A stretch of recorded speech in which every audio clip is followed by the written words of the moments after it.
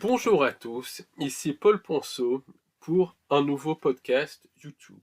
Et dans ce podcast, je vais vous donner un cas concret de la capacité de destruction des entités sans âme et des entités de la fausse lumière. Je vais parler du cas de Joe Fisher. Donc, vous allez voir, c'est un cas extrêmement révélateur qui illustre très très bien la problématique de la fausse lumière et de la manipulation des entités sans âme, des djinns, des démons et des archontes. Mais avant de continuer, je voulais vous rappeler que notre conférence en ligne et en direct, conférence spéciale sur la comète 3i Atlas, son lien avec le projet Bluebeam, le faux sauveur externe, la fausse révélation et la nature de la réalité, aura lieu le vendredi 5 décembre 2025 en direct et en ligne de 18h30 à 22h30. Ne tardez pas, il reste des places, donc ne tardez pas trop à vous y inscrire parce que le nombre de places est limité.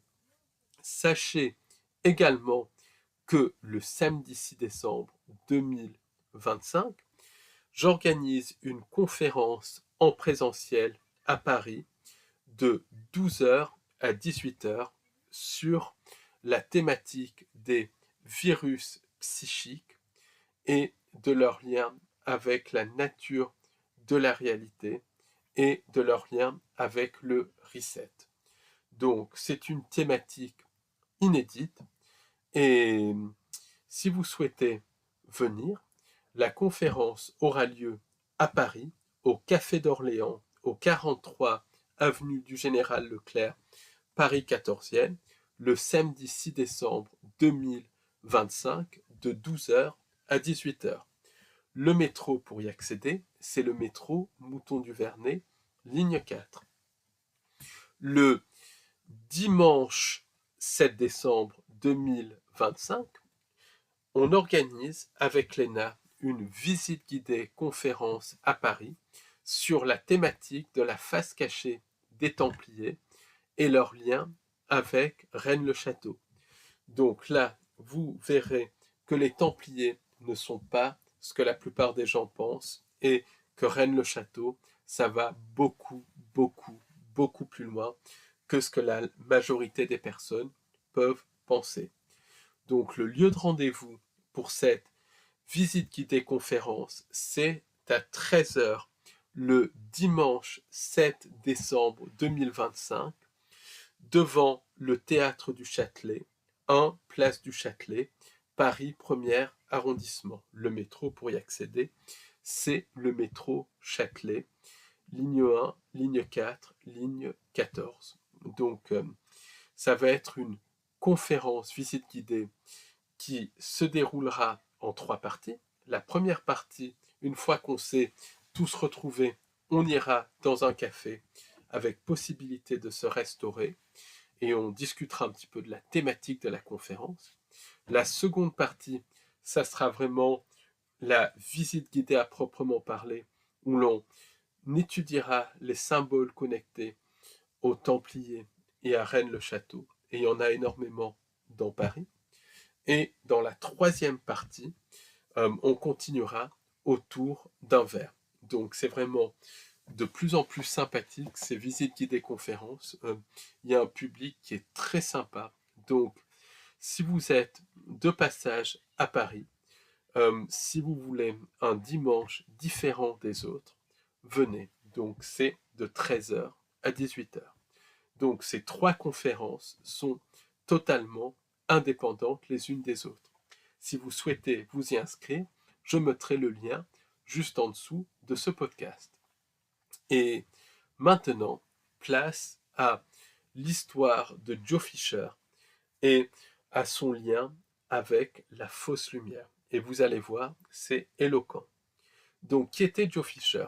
Joe Fisher, c'était un Britannique, donc journaliste de talent, qui a émigré relativement jeune au Canada et qui a commencé donc à écrire des articles sur essentiellement des faits divers et sur des affaires criminelles. Donc, c'est la fin des années 70, c'est les années 80, une époque qui était quand même plus ouverte que maintenant par rapport à beaucoup de choses et où il existait encore un véritable journalisme d'investigation.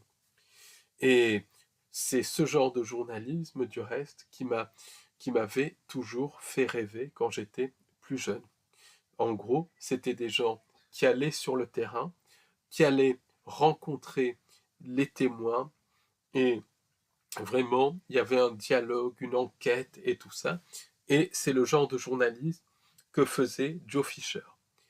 Et Joe Fisher, ce qu'il avait, c'était cet art de s'exprimer. Donc, pour quelqu'un qui est anglophone comme moi, voilà, c'est un accent absolument superbe, sans être un accent snob et tout ça, un accent vraiment superbe, une manière de s'exprimer, voilà. Il avait vraiment quelque chose en plus, un certain charisme et tout. Et contrairement à beaucoup de journalisme de maintenant, surtout, c'était quelqu'un ouvert d'esprit et qui est tombé sur des cas de phénomènes paranormaux. Et là, son esprit de journalisme a été très rapidement tilté et il a commencé à enquêter déjà sur des phénomènes comme la psychokinésie, sur des phénomènes parapsychologiques. Et très vite, il a commencé à enquêter sur des sujets comme la vie après la mort, la réincarnation, l'au-delà et tout. Mais ce n'étaient pas des enquêtes comme il y a maintenant, complètement bâclées, faites à moitié avec les IA et tout ça. Non, c'était des vraies enquêtes de terrain où Joe Fisher se déplaçait, allait voir les médiums, allait voir les, les témoins qui avaient vécu des NDE, des expériences de mort imminente, allait voir aussi les thérapeutes qui travaillaient avec les personnes. Donc, voilà, vraiment des vraies enquêtes. Très rapidement, Joe Fisher a compris que ces phénomènes, c'était une réalité. Et ce qui est logique, tout journaliste ouvert d'esprit comprend ça. Et Joe Fisher l'avait compris. Il a écrit plusieurs livres, notamment sur la vie après la mort et sur la réincarnation, notamment le livre Life Between Lives, la vie entre les vies, dans les années 80, qui sont devenus des best-sellers. Et Joe Fisher, c'était vraiment le journaliste canadien référence pour le paranormal. C'était quelqu'un qui était basé dans un journal mainstream et qui écrivait des articles sur le paranormal. Et c'était quelqu'un qui était vraiment respecté. C'était un petit peu comme le journaliste Long John Nebel aux États-Unis, ou encore dans un passé plus récent, Art Bell. Et voilà, vraiment quelqu'un qui avait une notoriété. Donc, à partir de la fin du milieu des années 80, Joe Fisher tombe sur le channeling. Quand je dis channeling, c'est la médiumnité par incorporation. Donc, dans le cadre de son travail, il assiste à une première enquête de channeling, à une première séance de channeling, et là, il est subjugué. Il voit le visage de la médium se déformer, il voit les changements de personnalité, de traits et tout, et il se dit, mais ce phénomène, c'est réel. Et c'est clair que le channeling, c'est une réalité. 99% des channels disent la vérité. Par contre, les entités contactées par les channels ne sont pas ce qu'elles disent être. C'est pas des décédés, c'est pas des êtres de la lumière dans la plupart des cas, c'est pas des frères de l'espace, c'est des entités sans âme, des djinns, des démons et des archontes. Mais Joe Fisher, pour lui, voilà, il voit que le channeling est réel et pour lui, il prend au pied à la lettre ce que disent les entités. Donc, il y a cette espèce de fascination pour le il y a cette espèce de fascination pour le channeling et il se dit, je vais faire une grande enquête là-dessus. Donc, il décide d'aller voir des médiums par incorporation. Alors, c'est pas vraiment techniquement des channels, mais c'est des médiums par incorporation.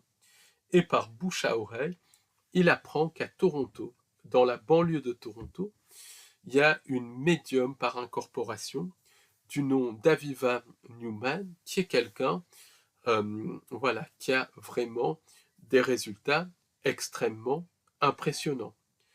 Donc, Joe Fisher, qui est curieux de tout, il décide d'aller à une de ces séances. Et au début, il assiste à des séances et elle incorpore des guides, des entités qui se font passer pour des décédés.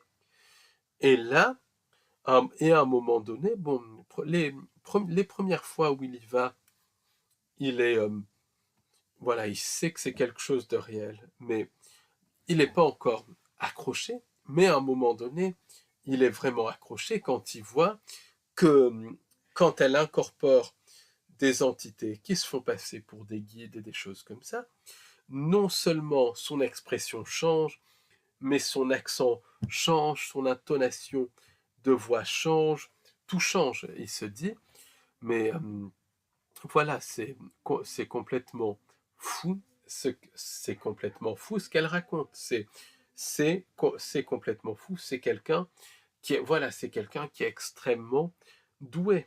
Et donc de fil en aiguille, il continue d'aller aux séances. Et progressivement, d'abord il y va pour enquêter sur ça, mais de fil en aiguille,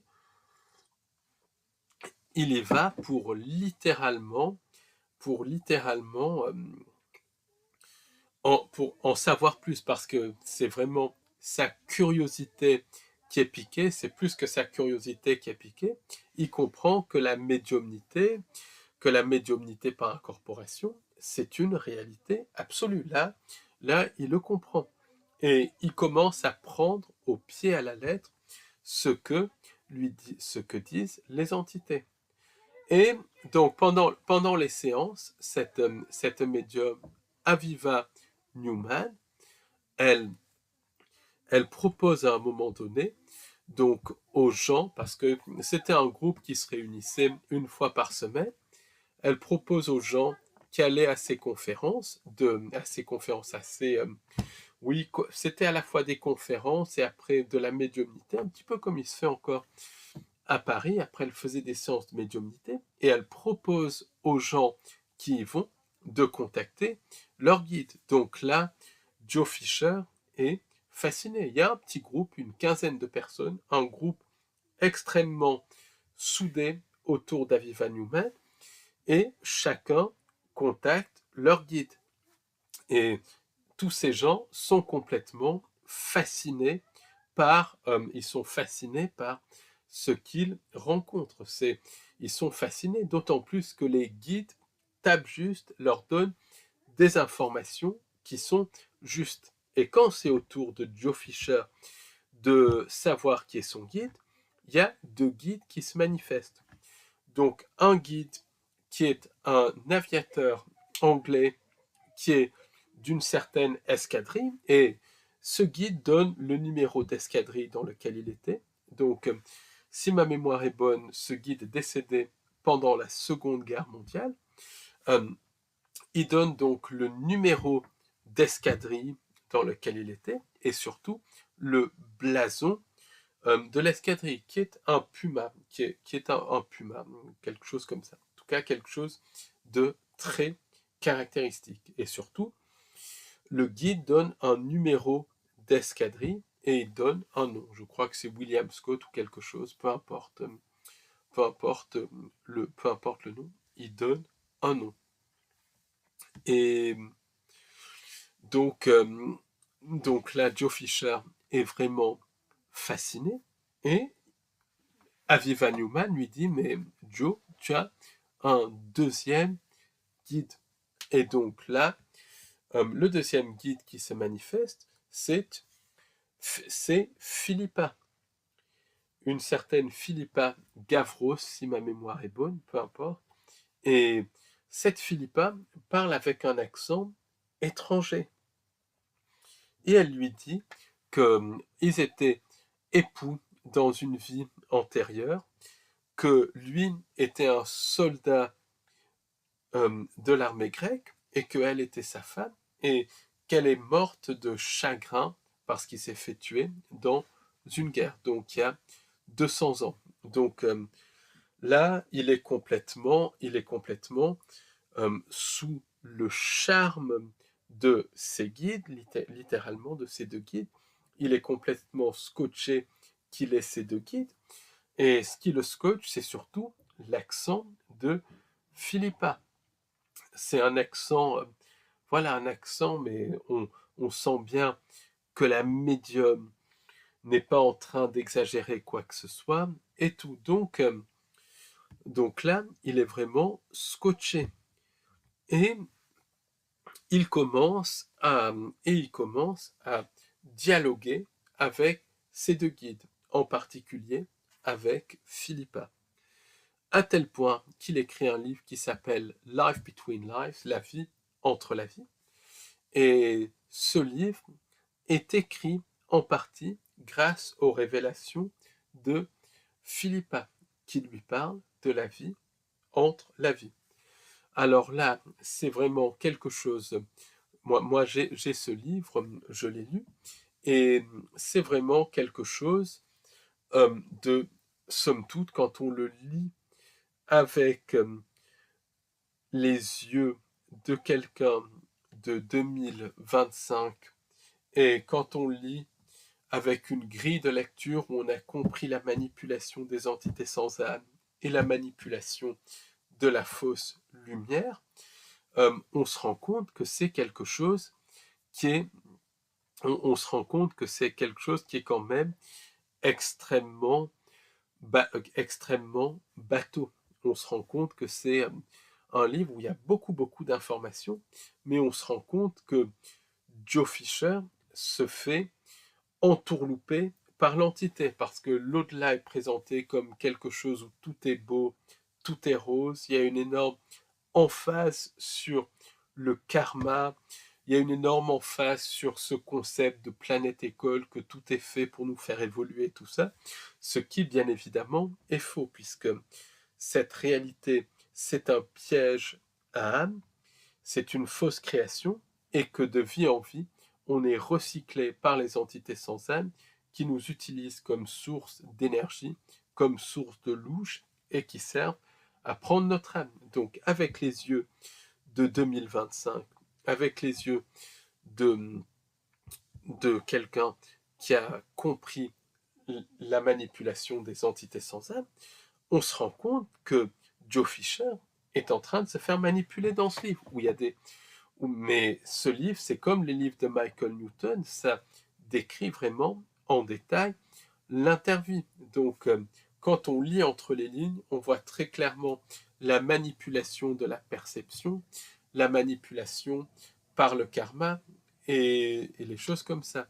Et Joe Fisher, justement, était très intéressé par le bouddhisme et l'hindouisme, par toute cette doctrine de la réincarnation. Pourquoi? Parce que, de par ses recherches, et c'est le livre qu'il avait écrit sur la réincarnation, parce qu'il a écrit plusieurs livres, il avait compris que la réincarnation était une réalité. C'est une réalité absolue.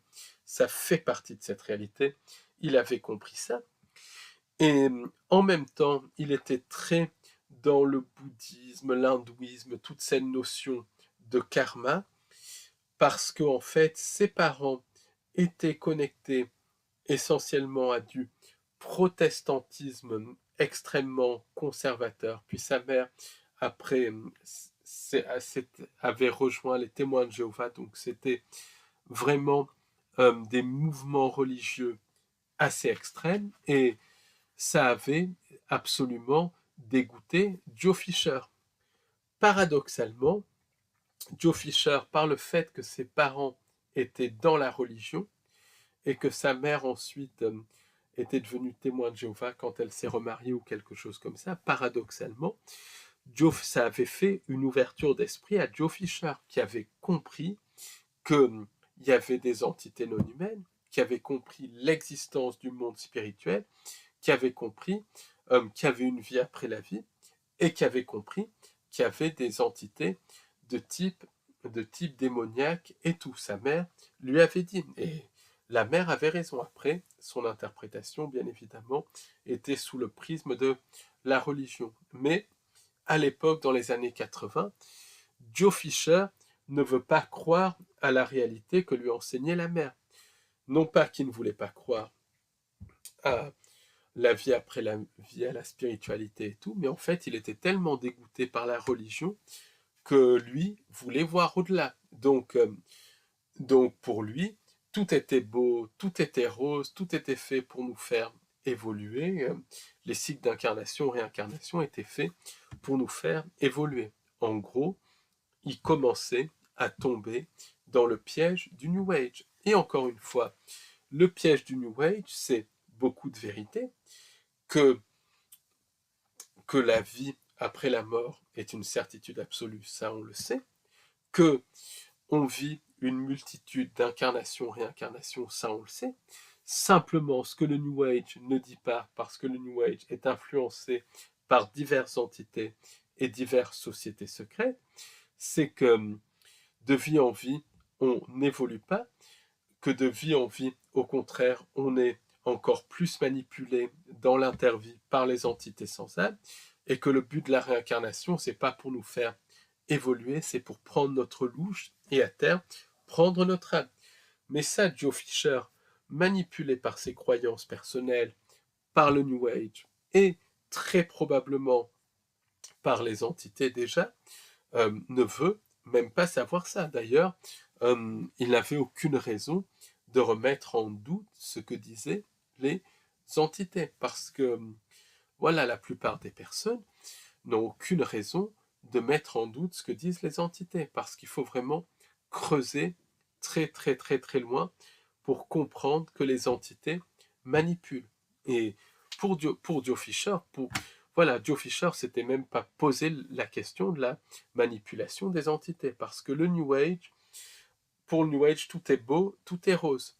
Donc, la question des entités manipulatrices ne se pose même pas. D'ailleurs, le but du New Age, c'est ça, c'est de faire en sorte que les gens empêchent de se poser les questions sur les entités manipulatrices. Donc, entre-temps, Aviva Newman avait développé donc des problèmes de santé, notamment une forme de leucémie chronique. Et cette forme de leucémie chronique l'affaiblissait. Et ça, c'est quelque chose qui n'est pas anodin, parce que beaucoup de personnes, beaucoup de channels qui canalisent des entités, qui se font passer pour des guides, des êtres de lumière ou des soi-disant frères de l'espace, vont développer des maladies chroniques. Par exemple, la personne donc qui canalisait une entité qui s'appelait Zamouré, donc un cas qui a été étudié à fond par l'ufologue Claude Burquet, est décédé extrêmement jeune. Donc ça, c'est vraiment lié aux entités sans âme. Une fois qu'elles s'accrochent à quelqu'un, elles prennent l'énergie vitale et elles rendent malade.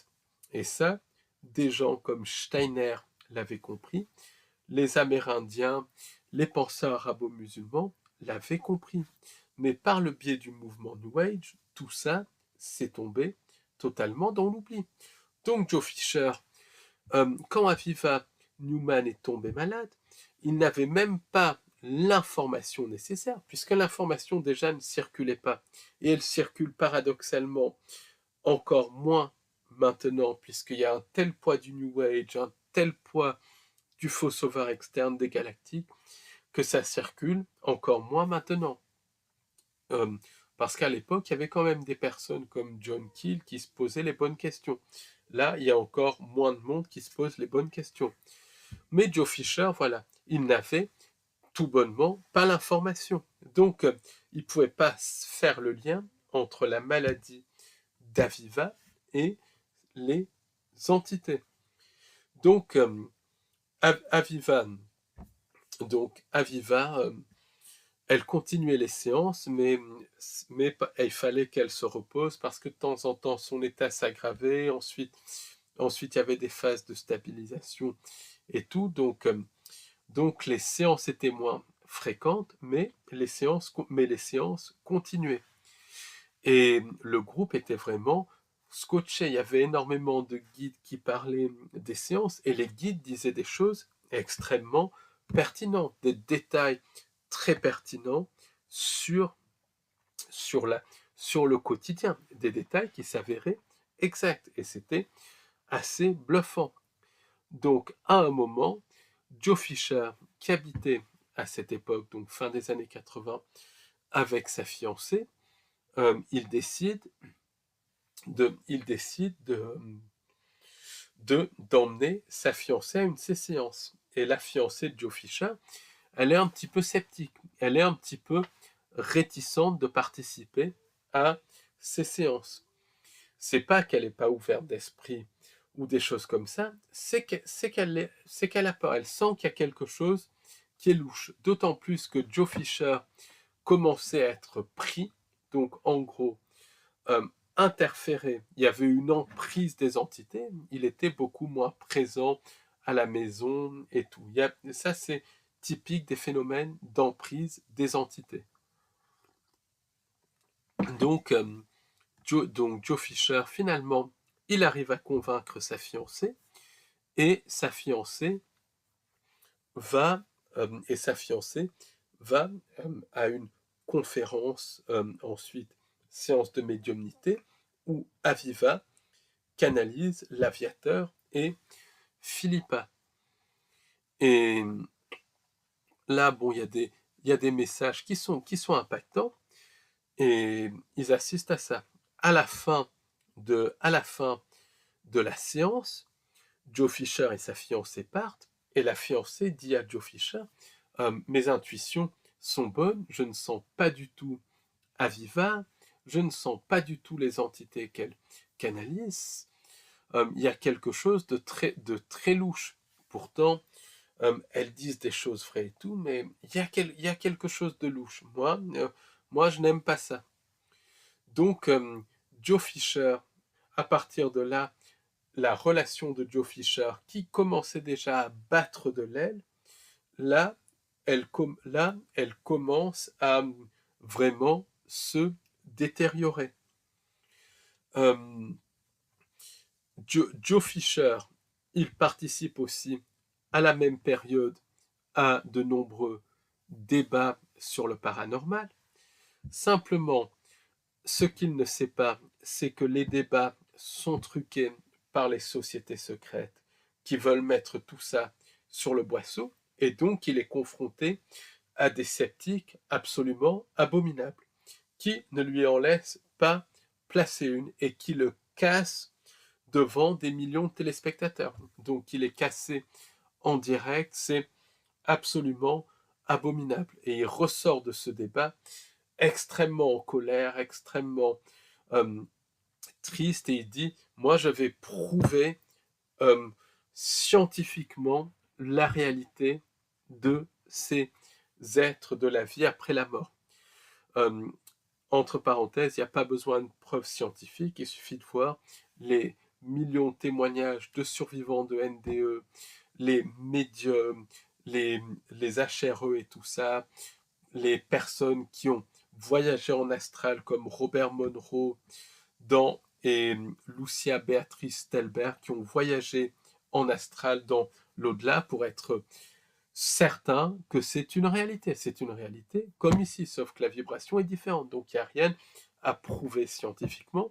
C'est une réalité absolue. Mais Joe Fisher, il veut absolument prouver les choses, alors que tout est déjà prouvé par les témoignages et tout. Mais lui, il a tellement été vexé, il a tellement été blessé qu'il veut prouver ça.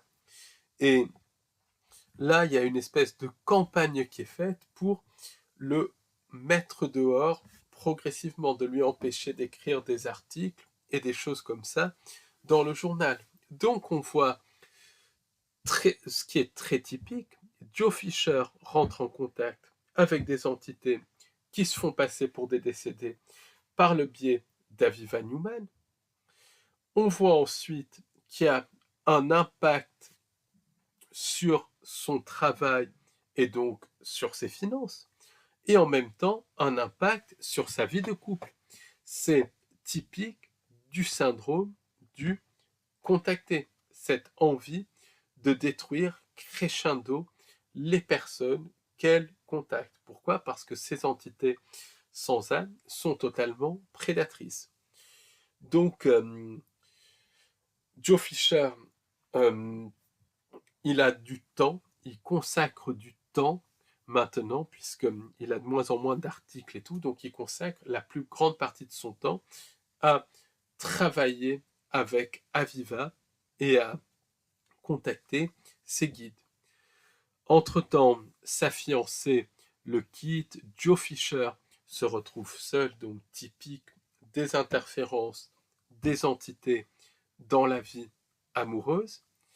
Et là, se noue via Aviva une sorte de relation platonique avec Philippa. Il commence vraiment à tomber amoureux de Philippa. D'ailleurs, il a écrit un livre, The Silent Call of Hungry Ghosts, l'appel silencieux des fantômes qui ont faim, où il décrit toute son expérience avec Philippa.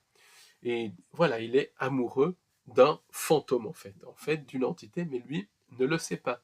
C'est une relation d'amour qui se développe, qui se développe. Et il commence même à ressentir Philippa. Il voit sa silhouette même apparaître chez lui. Il voit sa silhouette apparaître chez lui. Voilà, il commence à la voir, à la sentir. Il y a des phénomènes qui se produisent. Il y a énormément de choses qui se produisent. Donc, il est à fond dedans.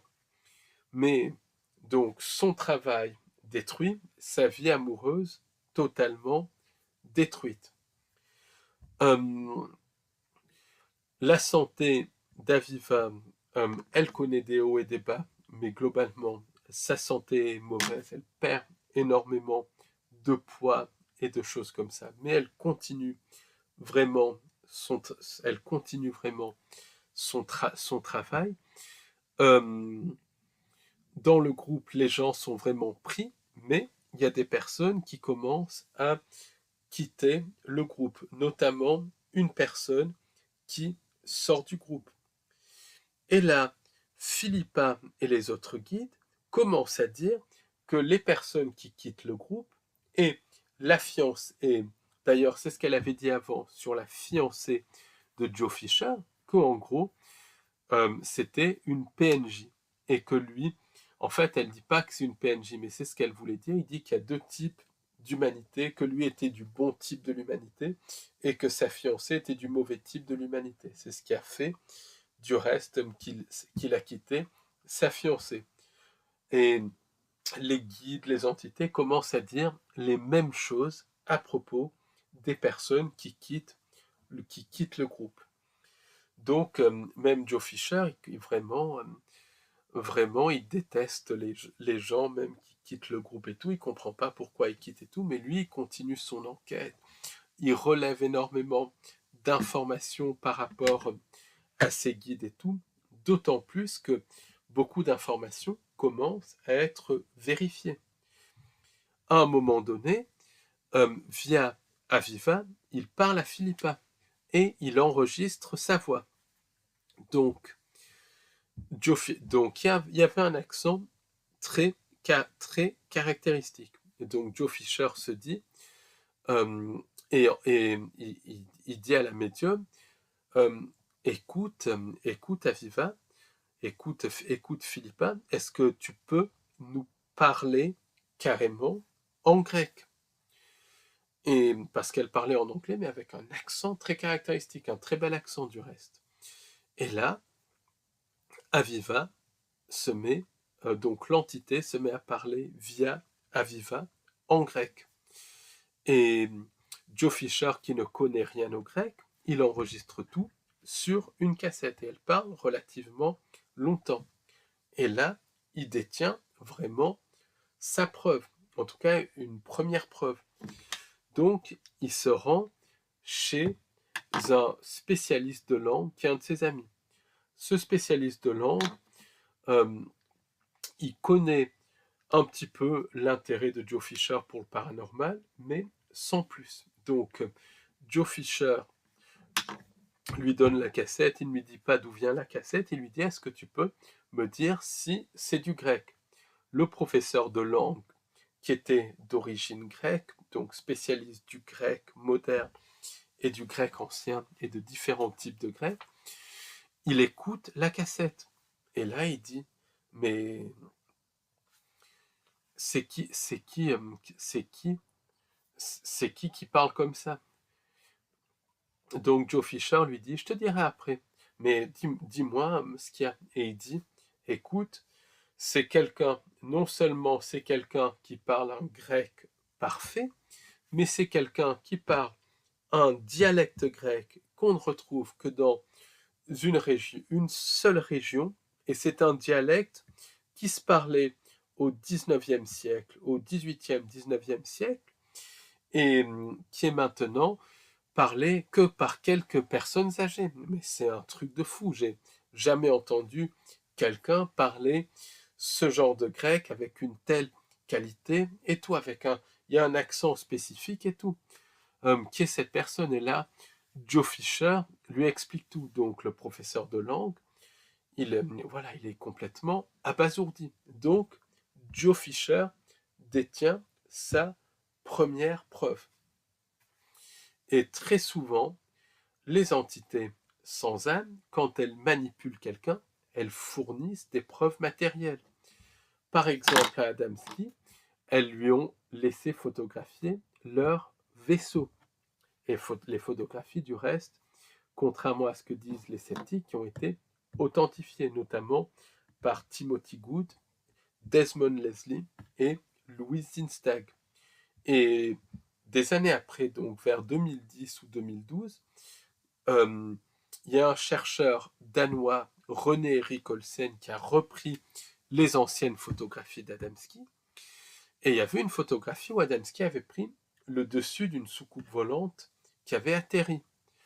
Et là, René-Erik Olsen, il fait des études approfondies de cette photo pour authentifier la photo. Et là, surprise, il voit une entité dans la photo. Une entité d'apparence humaine, mais qui était cachée dans l'ombre d'un rocher.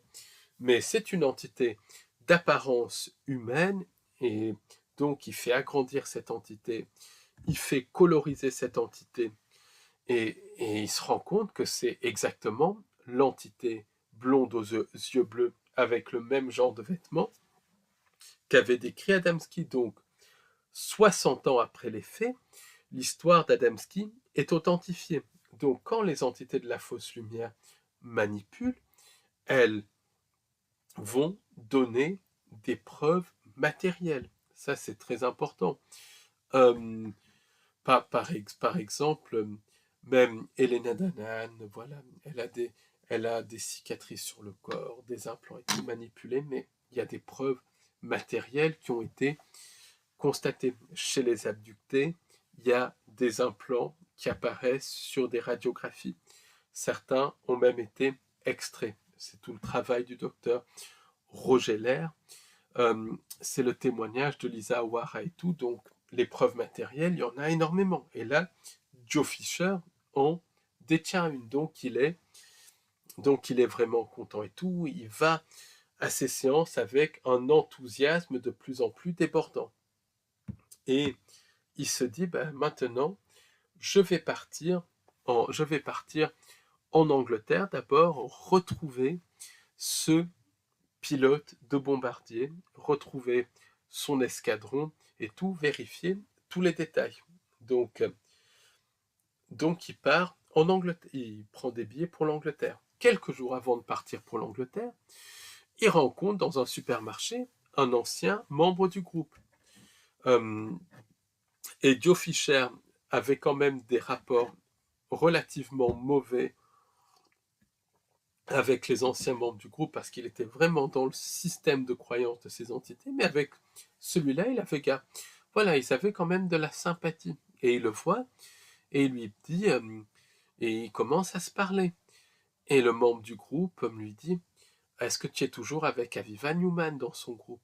Et Joe Fisher lui dit, oui, pourquoi? Et il lui dit, écoute, on va prendre un café ensemble, finis tes courses, on va prendre un café ensemble, il faut que je te dise quelque chose. Donc Joe Fisher se dit, c'est quelqu'un qui doit être dégoûté pour une raison ou une autre, qui va encore me dire des remarques tordues, sceptiques et tout.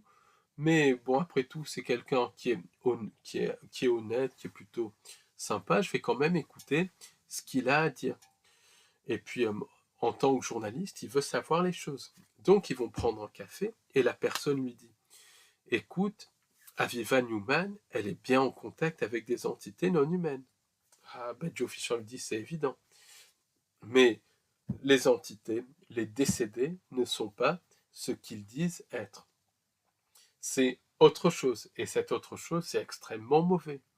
Et là, la personne dit à Joe Fisher tout ce qu'il a vécu quand il était au groupe. Donc, quand il était dans le groupe, il a perdu son travail, il s'est séparé de sa femme, et pour toutes ces raisons, il a quitté le groupe parce qu'il se disait que c'était connecté au groupe.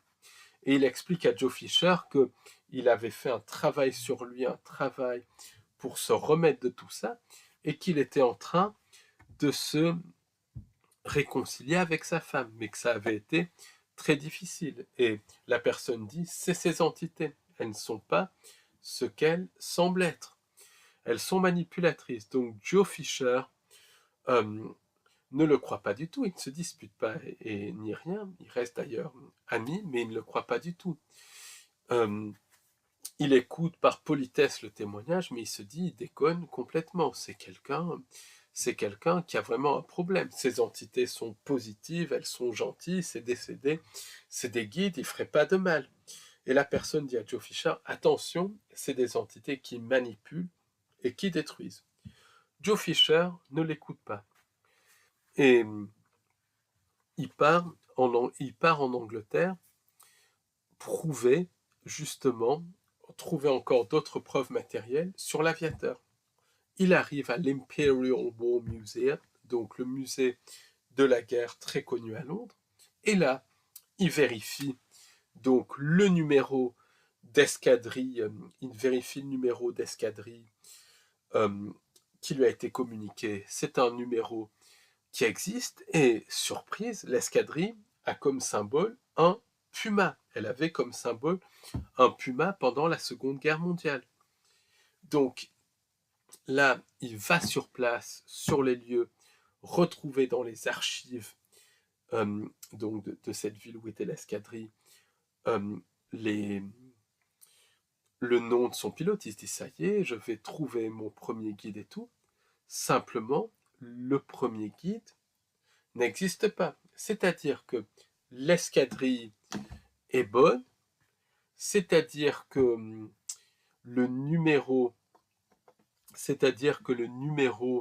d'escadrille est bon, le logo est bon, mais le nom du pilote n'est pas le bon. Donc là, Joe Fisher, il est complètement abasourdi, il est attristé.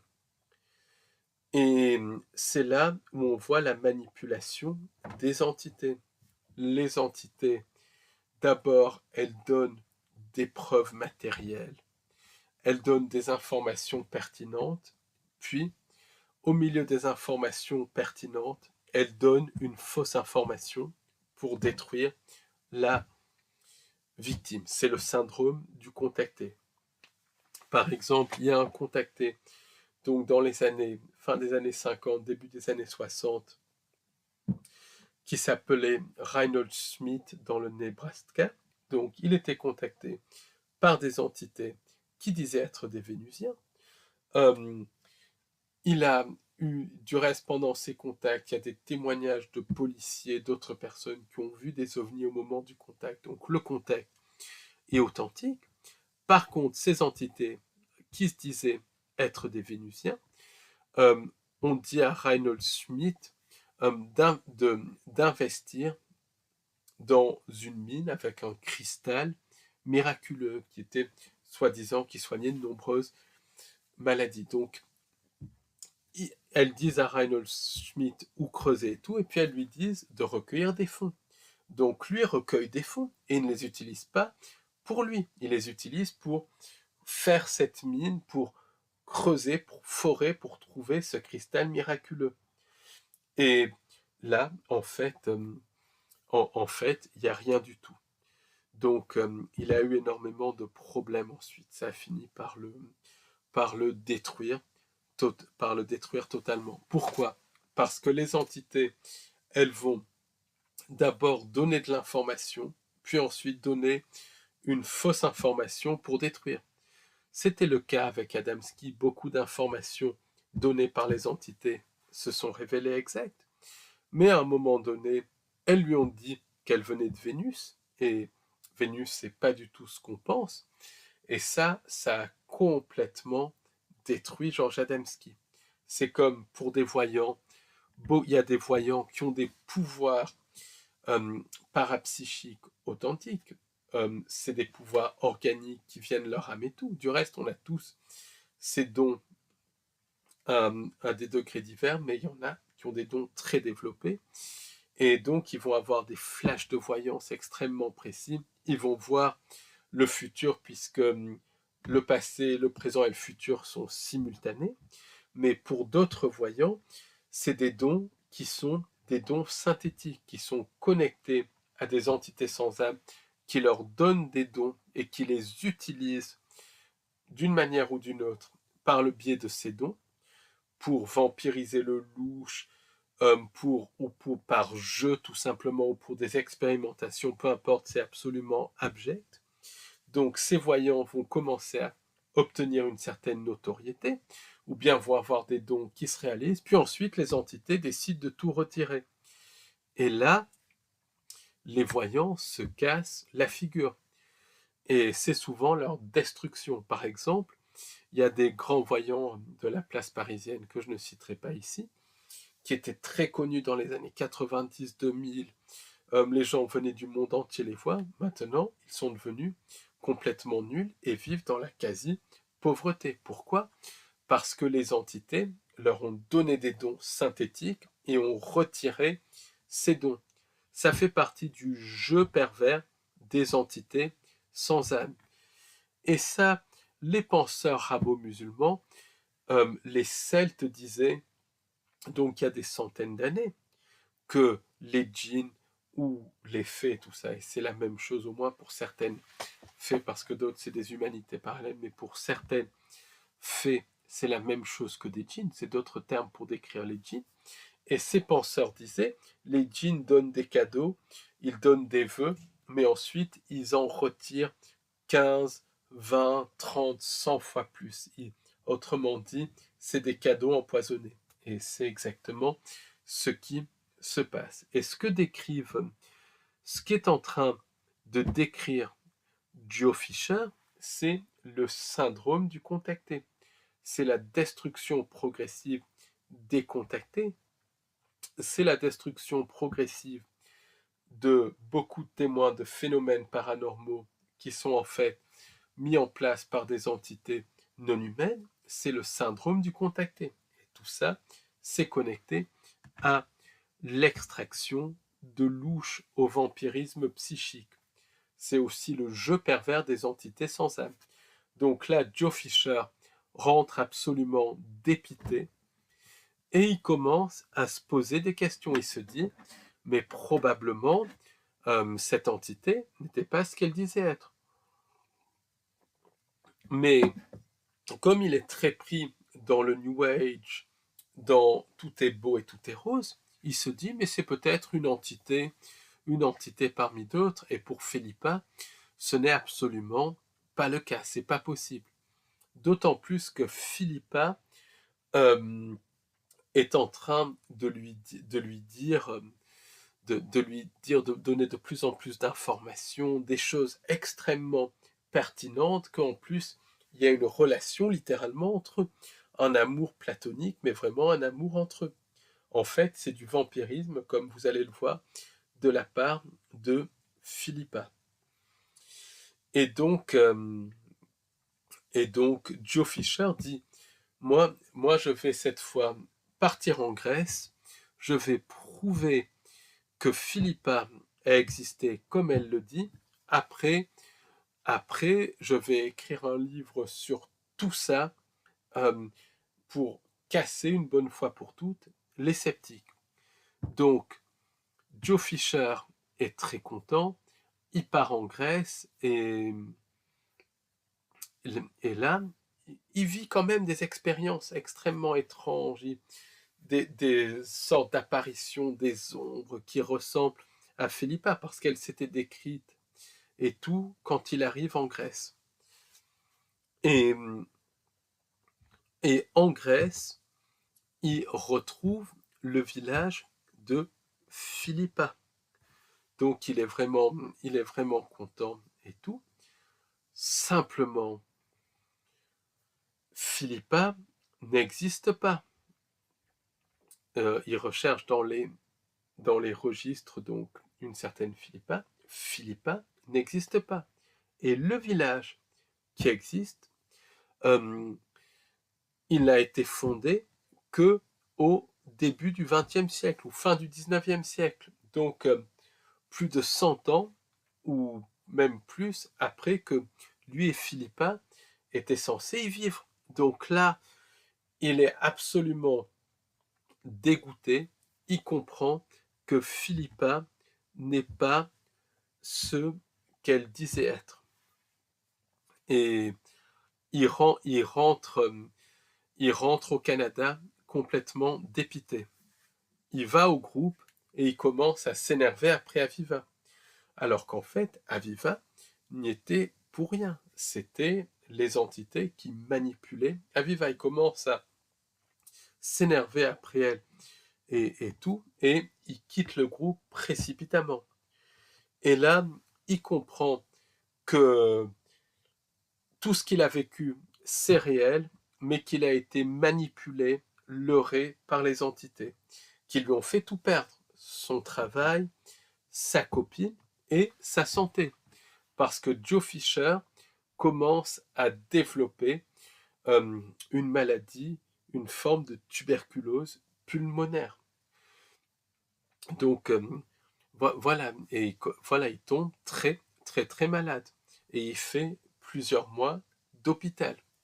Il a failli mourir. Heureusement, il est guéri et il comprend que même la maladie est connectée d'une manière ou d'une autre à ces entités. C'est typique du syndrome du contacté. Ça rappelle un peu le cas de ce magnétiseur que j'ai connu il y a une vingtaine d'années maintenant. Euh, Lui, c'était quelqu'un qui avait vraiment des dons organiques, des vrais dons de magnétisme, et quelqu'un qui était très ouvert d'esprit. Simplement, à un moment donné, il est allé voir une channel, je ne sais plus pourquoi, parce que je pense qu'il avait rencontré par une séance de magnétisme, et cette channel lui donne des informations qui sont censées provenir de maîtres ascensionnés. Or, la plupart des informations des entités qui disent être des maîtres ascensionnés, c'est en fait des entités sans âme ou des djinns ou des démons qui se font passer pour des maîtres ascensionnés. Et ces maîtres ascensionnés, entre guillemets, ou plutôt ces démons, disent à ce magnétiseur, dans la transmission, qu'il est Dieu et qu'il est là pour sauver le monde et tout. Donc, il me fait écouter tout ça et je me dis, mais c'est complètement fou et tout, parce que j'ai, voilà, j'étais au courant de la fausse lumière, mais je ne savais pas que ça affectait euh, à ce point-là. Donc, il me fait écouter ça, je me dis, c'est quand même bizarre. De fil en aiguille, donc, ce magnétiseur commence à perdre, Donc d'abord, avant qu'il perde ses dons, il commence à avoir de plus en plus de passions. Ses passions augmentent et tout, il commence à dire, c'est les maîtres ascensionnés qui m'aident et tout, et ses dons marchent de mieux en mieux. Et chaque fois qu'il recevait des passions, il leur faisait écouter les transmissions des maîtres ascensionnés, parce que ça a duré plusieurs mois. Donc il leur faisait écouter, et c'était toujours une flatterie de l'ego de ce magnétiseur. Et les patients étaient pour la plupart complètement scotchés et tout, parce que voilà, ils croyaient vraiment que c'était des vrais maîtres ascensionnés, alors que c'était des entités sans âme qui se faisaient passer pour des maîtres ascensionnés. Donc, au bout d'un certain temps, des personnes qui allaient consulter ce magnétiseur se plaignent que son magnétisme ne fonctionnait pas. Donc, au fil du temps, ces dons fonctionnent de moins en moins bien. Et il commence à perdre sa clientèle. Et ça c'est clair. Donc, c'est comme si les entités sans âme lui avaient donné, en plus de ces dons naturels, des dons synthétiques, qu'elles avaient ensuite retiré les dons synthétiques et qu'elles lui avaient ensuite retiré aussi une partie de ses dons organiques. Comment? En interférant avec le subconscient, l'ADN et tout, puisqu'elles arrivent à interférer avec ça. Donc du coup, ce magnétiseur se retrouve avec de moins en moins de patients et des problèmes de santé. Et les problèmes de santé vont crescendo au point où il fait un arrêt cardiaque. Heureusement, le magnétiseur est ranimé, et après, heureusement, il a pris conscience qu'il avait été manipulé par les entités. Et donc, après, il a pu reprendre son activité, il a pu littéralement se soigner et tout ça. Mais il s'en était vraiment fallu de peu. Pourquoi? Parce que ces entités, elles manipulent. Ensuite, elles donnent des dons, des cadeaux, qui sont en fait des cadeaux empoisonnés, puisqu'elles les retirent. Et elles donnent ça pour détruire la personne, pour prendre le louche. Et avec le cas de ce magnétiseur, on voit que c'est vraiment un jeu pervers, que c'est quelque chose qui est absolument abominable. Donc Joe Fisher, c'est exactement comme ce magnétiseur, il tombe malade, il réussit à s'en sortir. Et il comprend qu'il a été leurré. Donc il devient extrêmement méfiant. Et il finit par penser que les entités sont parties.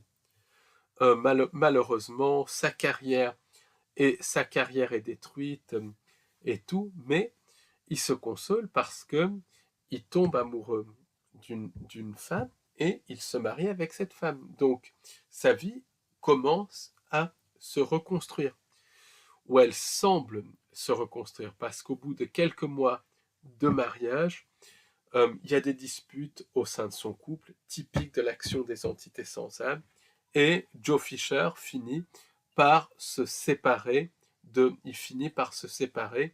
de sa femme. Donc là, c'est quelque chose qui est absolument dramatique. Il se retrouve dans une situation vraiment dramatique. Il se retrouve complètement seul. Il n'a plus de travail dans son journal, il n'écrit plus d'articles, il a d'autres problèmes de santé, des problèmes de mobilité, il se blesse très gravement au dos et tout. Donc lui, qui avait toujours été actif, il a ce premier problème de santé qu'il avait soigné, et ensuite il développe ce problème de dos. Et là, c'est terrible, parce que c'était un homme de terrain qui aimait beaucoup marcher. Il peut même plus marcher, il ne peut plus rien faire. Donc, il subsiste comme il peut en donnant des cours d'anglais. Mais les attaques des entités vont crescendo par le biais de pensées intrusives, selon ses amis aussi par le biais de phénomènes. Et voilà, Joe Fisher se sent vraiment menacé. Et ça dure, ces attaques dure des années et des années. Et un jour, il est retrouvé mort, donc au début des années 2000, à proximité, juste en bas d'un ravin. Et sans rentrer dans les détails, les circonstances de son décès sont vraiment bizarres, comme si les entités l'avaient littéralement tué. Donc ça, voilà, son décès extrêmement suspect, extrêmement bizarre. Donc on voit bien, avec le cas de Joe Fisher, le modus operandi des entités de la fausse lumière. D'abord, elles leurrent Joe Fisher en lui faisant entendre finalement ce qu'il avait envie d'entendre, c'est-à-dire que tout était beau, tout était rose après la mort, que les décédés devenaient des guides et tout ça.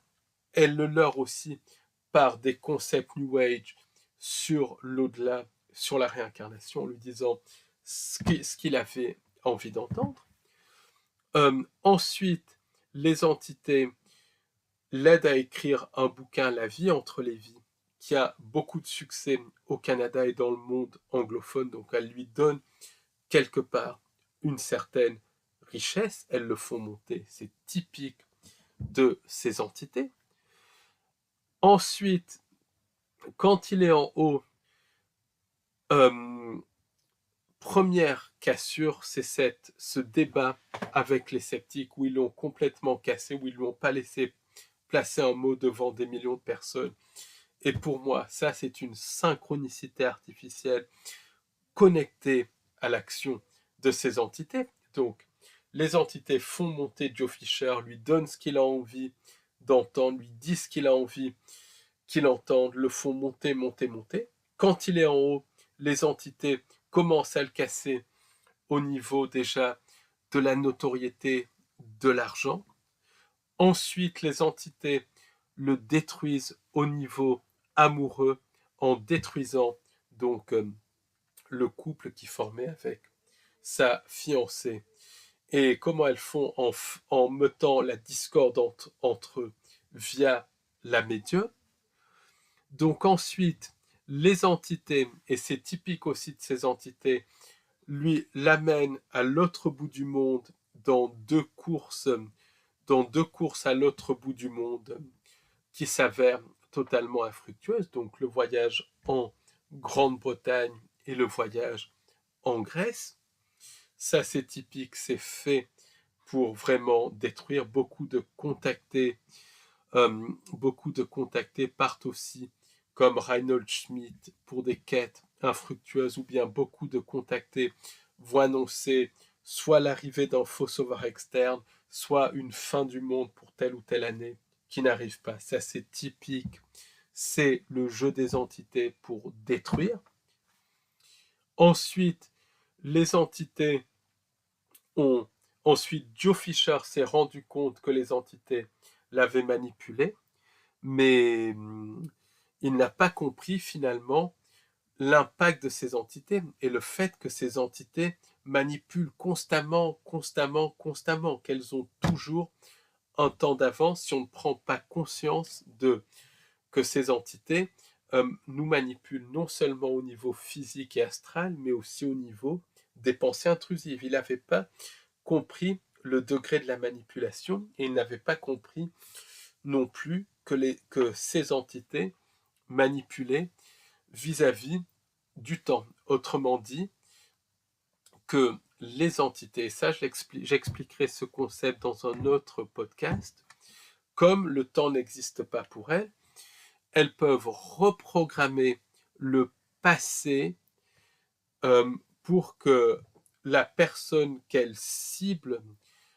soit dans une certaine timeline pour arriver à leur but. Et quand on regarde ce qui s'est passé avec Joe Fisher, la destruction de ses fiançailles, le fait qu'il ait été emmené en Angleterre, emmené en Grèce pour rien, ensuite même la rencontre avec la personne qui allait devenir sa femme, puis la séparation avec sa femme, on se rend compte que tout ça est programmé, manipulé par ces entités, que c'est une sorte de forme de ciblage. En gros, c'est une destruction en règle.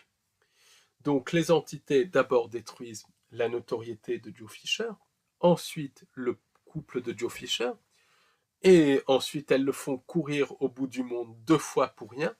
Ensuite, elles détruisent sa santé.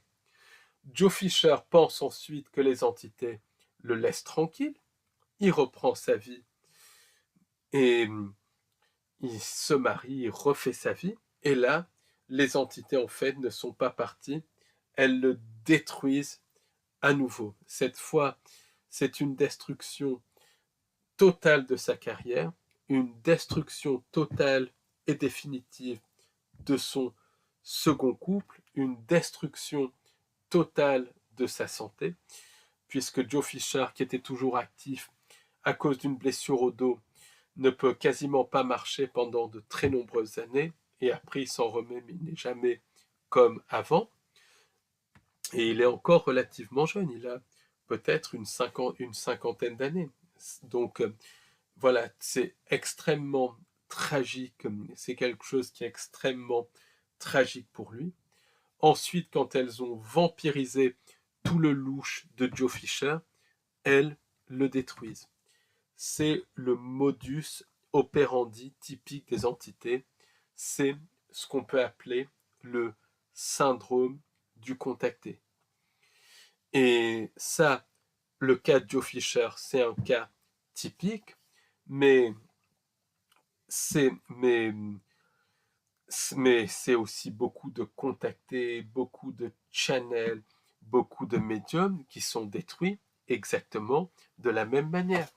Le magnétiseur, par exemple, dont on a parlé, il n'était pas connu. Pourtant, il a été détruit de la même manière que Joe Fisher. Heureusement que lui avait pris conscience de l'impact des entités et a fait un vrai travail sur lui pour s'en sortir en permanence, sinon il s'en serait pas sorti. Mais sur 100 personnes attaquées par les entités, combien prennent conscience de l'impact de ces entités et surtout du fait qu'une fois qu'elles s'accrochent à quelqu'un, elles ne le lâchent plus, extrêmement peu. C'est pour ça que quand il y a une attaque par les entités, c'est un travail de tous les jours pour garder la vibration plus haute que les entités, parce que une fois qu'elles attaquent, elles profitent de la moindre faille pour réattaquer.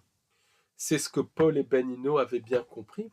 Quand eux pratiquaient des exorcismes sur des gens, ils organisaient ensuite des soirées fou rire pour que les personnes restent dans un état de vibration extrêmement élevé. Donc quand des hypnologues font une séance et ensuite laissent la personne dans la nature, c'est extrêmement dangereux parce que les entités réattaquent. C'est pareil quand un exorciste fait un exorcisme et après, et ça, un exorcisme avait dit ça quand j'étais allé le rencontrer, une fois que j'ai vu le client, je l'oublie.